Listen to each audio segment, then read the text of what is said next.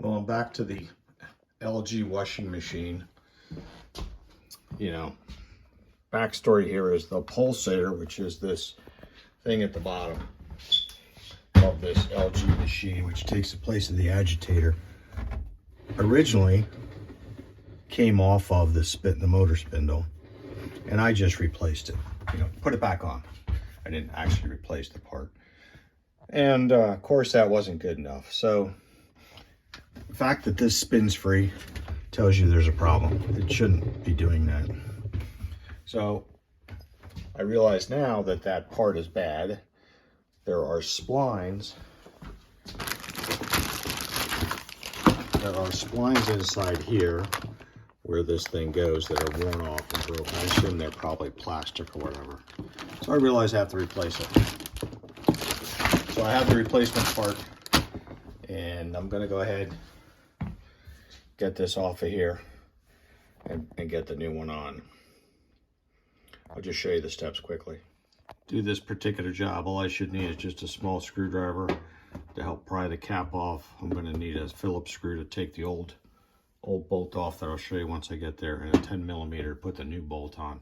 So to get this cover cap on, if you just feel around the edge here, you'll feel a spot where you can slip a screwdriver in there, and then you can just pry up on this cap a little bit and get it opening up, and then work your screwdriver around it, and then eventually this will just pop off.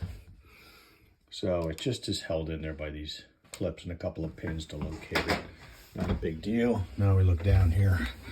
You can see the how this actually, notice how that screw is barely moving here.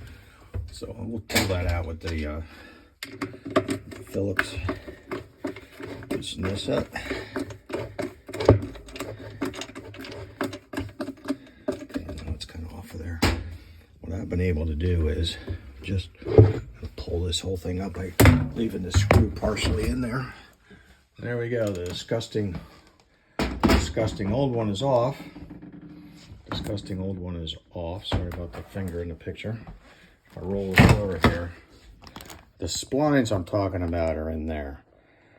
Apparently those all get worn down from being beat on over years. Let's talk about the replacement part.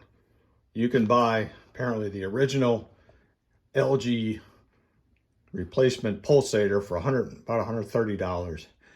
And then I also saw there was a, let's say, a knockoff replacement that got very good ratings on Amazon for about $70.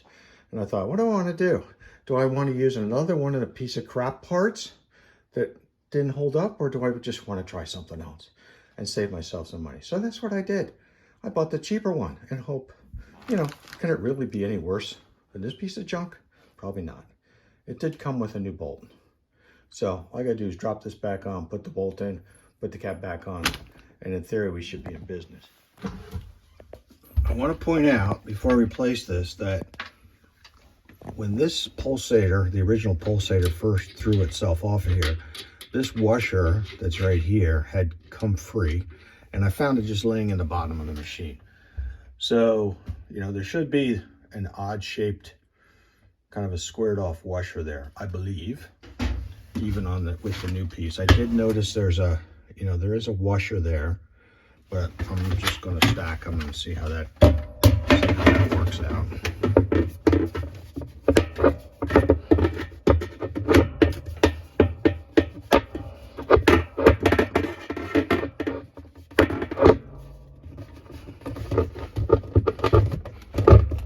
Yeah, that goes on there.